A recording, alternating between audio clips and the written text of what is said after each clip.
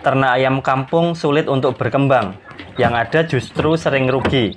Perawatannya lumayan lama, biaya operasionalnya juga tidak sedikit, tetapi ketika panen penjualan ayam harganya kurang memuaskan. Jika teman-teman mengalami kesulitan untuk mengembangkan ternak ayam kampung, mungkin ada baiknya teman-teman simak video ini, karena ternyata ada sebuah rahasia yang masih jarang diketahui.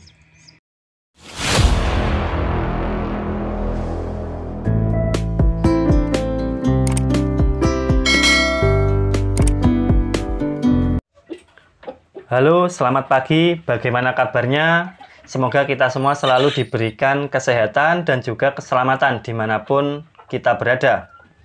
Oke, seperti biasa kita akan sharing-sharing, berbagi pengetahuan seputar ayam kampung. Jadi buat teman-teman yang masih pemula atau baru akan memulai ternak ayam kampung, mungkin ada baiknya ikuti video ini sampai habis. Siapa tahu nantinya setelah melihat video ini, teman-teman memiliki sedikit gambaran bagaimana langkah-langkah supaya ternaknya cepat berkembang. Sekarang ini harga pasar ayam kampung, selain di Jawa ya, itu masih cukup tinggi. Seperti di wilayah Sumatera, Kalimantan, Sulawesi, Papua, itu pasaran ayam kampung di sana masih sangat bagus. Tapi bukan berarti di daerah Jawa itu tidak memiliki potensi sama sekali. Semua tergantung bagaimana cara peternaknya. Buktinya di Jawa, sekarang ini juga masih banyak yang melakukan ternak pembesaran ayam kampung. Artinya, ternak ayam kampung itu masih menguntungkan atau setidaknya masih ada untungnya. Karena kalau misalkan tidak ada untungnya sama sekali, lalu untuk apa mereka tetap menjalankan ternak ayam?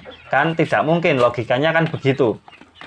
Tapi memang ternak ayam kampung pembesaran ini cukup berat.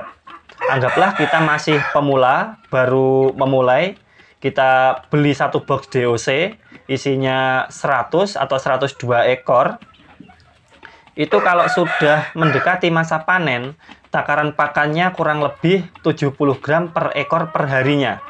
Karena jumlahnya 100 ekor, maka sehari akan habis 7 kilo. Kalau sehari 7 kilo, maka seminggu habis 49 kilo atau setara kurang lebih 1 sak pakan. Nah, harga pakan 1 sak itu sekarang sekitar 500.000. Tergantung di daerah masing-masing dan tergantung merek pakannya. Itu baru 100 ekor. Kalau populasinya 200 ekor, maka biaya pakannya 1 minggunya bisa kurang lebih ya habis 2 sak atau 1 jutaan per minggunya. Seminggu habis kurang lebih 1 juta. Bagaimana? Apa sudah lemes sampai sini atau masih semangat untuk memulai ternak ayam kampung? Sebelum kita lanjutkan, bagi yang baru bergabung di channel ini, silahkan tekan tombol subscribe-nya. Kemudian silahkan like video ini dan share supaya teman-teman kita yang lainnya juga bisa melihat video ini. Kami ingatkan juga untuk melihat kolom deskripsi karena di sana juga ada beberapa info. Silahkan dicek, siapa tahu ada yang berguna buat teman-teman semuanya. Oke, di video-video sebelumnya kami sering bilang sebaiknya kita mulai ternak ayam belajar dari skala kecil dulu. Kita memulai ternak itu dari sedikit dulu supaya tidak kaget. Misal kita pelihara langsung 500 ekor, itu nanti kita dituntut untuk menyiapkan biaya pakan yang kurang lebih 2 jutaan per minggunya. Kira-kira kaget atau tidak untuk menyiapkan biaya 2 jutaan per minggu? Belum lagi ketika tiba waktunya panen, ternyata pasarnya belum siap. Nah, jadi masih bingung mau jualnya kemana. Dan kita ketika tidak segera menjual ayam tersebut, maka biaya pakan akan terus mengalir. Kalau panennya mundur, biaya pakan pasti membengkak. Kalau populasinya 500 ekor, mundur 1 minggu saja, itu biaya pakan bisa membengkak hingga 2 jutaan, bahkan bisa lebih. Nah, gimana? Bingung apa tidak kalau sudah kayak gitu? Pasti kan panik. Itulah kenapa sebaiknya kita mulai dari kecil dulu. Belilah 20 ekor DOC. Pelihara 20 ekor DOC dulu. Tantang diri kita bagaimana caranya supaya 20 ekor DOC ini bisa hidup semua, bisa hidup 100% hingga umur 3 bulan. Tidak perlu mikir untung besar dulu. Yang terpenting adalah bagaimana caranya supaya ayam 20 ekor ini bisa hidup dulu. Kita fokus pikirkan bagaimana caranya menekan angka kematian. Kalau kita sudah bisa merawat DOC hingga usia 3 bulan tanpa ada kematian, maka ini adalah titik awal perubahan. Kedepannya kita mungkin akan memiliki kesempatan untuk ternak kita itu bisa berkembang dan sukses di dalam ternak ayam kampung. Jadi percuma kita memikirkan untung yang besar, kita memikirkan untung jutaan, puluhan juta, kemudian memikirkan pemasaran. Kalau ayamnya mati, apa yang mau dipasarkan? Mau untung dari mana? Jadi untuk sukses ternak ayam kampung, yang pertama, yang paling utama adalah sukses merawat ayam. Supaya ayam tetap hidup, tetap sehat, hidup semua sampai panen, kemudian bobot ayam bisa tercapai. Kalau yang dipelihara indukan, berarti kita bisa fokus memikirkan bagaimana caranya supaya produksi telurnya bisa tercapai. Itu dulu. Setelah kita sukses merawat ayam, barulah kita memikirkan yang namanya biaya pakan. Di sini kita mulai berhitung bagaimana supaya bisa mendapatkan keuntungan. Nah, nanti setelah mendapatkan untung, jangan senang dulu. Supaya ternak kita bisa berkembang, sebaiknya kita tidak mengambil untung dulu. Maksudnya begini, misal kita habis panen ayam 10 ekor, katakanlah harga per ekornya 50.000, maka kita mendapatkan uang kurang lebih ya 500.000. Uang 500.000 ini jangan kita ambil, tapi kita kembalikan ke ayam. Dari ayam kembali ke ayam. Kita pakai untuk membeli keperluan ayam. Bisa untuk beli pakan, beli vitamin, beli indukan baru, untuk memperlebar kandang, dan sebagainya. Intinya, jangan dulu kita mengambil uang hasil menjual ayam. Jangan kita ambil untuk keperluan kita.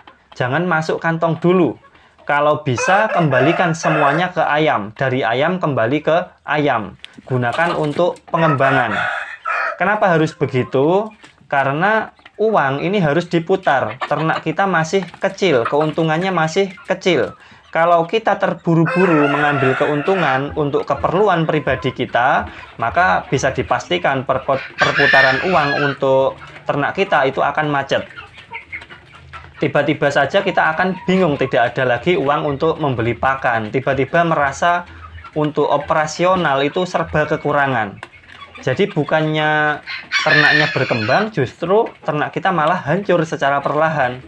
Misal kita berhasil menjual ayam 20 ekor, anggaplah dapat uang 800.000. Nah, itu jangan dulu masuk ke kantong, jangan dipakai buat jalan-jalan, jangan dipakai buat beli baju baru, tetapi kita kembalikan semuanya ke ayam. Dari skala kecil ini kita belajar cara memutar uang. Jika sudah terbiasa menciptakan siklus perputaran uang dalam peternakan kita, sambil kita perlahan berkembang, bisa dipastikan kedepannya kita tidak akan kaget. Inilah pentingnya berproses dari skala kecil, karena kita belajar menjadi seorang pengusaha. Mungkin dulunya kita seorang karyawan dengan gaji yang cukup besar. Setiap kali gajian kita bisa berfoya-foya, mungkin bisa jalan-jalan, bisa beli baju baru, bisa beli HP baru, beli pacar baru, istri baru, dan lain sebagainya. Sekarang kita tidak bisa kayak gitu lagi. Ketika kita menjadi pengusaha, maka kita harus mengatur uang supaya tetap berputar. Oke, tadi yang pertama, hal penting dalam memulai ternak ayam kampung adalah menekan angka kematian. Ayam harus hidup semua. Kalau ayam sudah hidup semua, tidak ada yang mati, maka ternak kita itulah akan terus berkembang. Kemudian hal penting berikutnya adalah kita harus pandai-pandai mengatur pakan, pandai mencari sumber pakan alternatif. Misal tidak ada jagung giling atau mungkin jagung giling harganya mahal, maka kita bisa ganti dengan roti BS. Bisa juga pakai mie afkir, mie yang sudah kadaluarsa, pakai nasi aking, pakai nasi sisa, dan lain sebagainya. Jadi setelah kita ahli dalam merawat ayam, minim kematian, kita belajar menekan biaya pakan.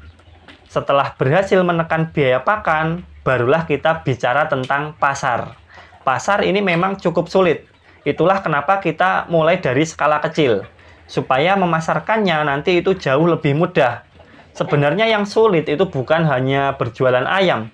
Berjualan apapun hampir semuanya sulit, terutama ketika awal pemasaran. Misalnya saja nih, ada orang buka usaha warung makan. Iya, warung baru buka langsung ramai, jualannya langsung laris manis? Kan belum tentu. Kalau dia mulai dari nol, warungnya belum punya nama, belum terkenal, pasti awalnya sulit untuk menarik pelanggan. Mungkin awal-awal cuma 1 orang atau 2 orang yang mencoba untuk beli di situ. Setelah 3 bulan, 4 bulan, atau bahkan mungkin setelah 2 tahun atau 3 tahun, barulah warung makannya mulai rame, mulai dikenal. Itu kalau lancar. Kalau tidak lancar ya bisa jadi udah setahun 2 tahun tetapi pelanggannya segitu-gitu aja.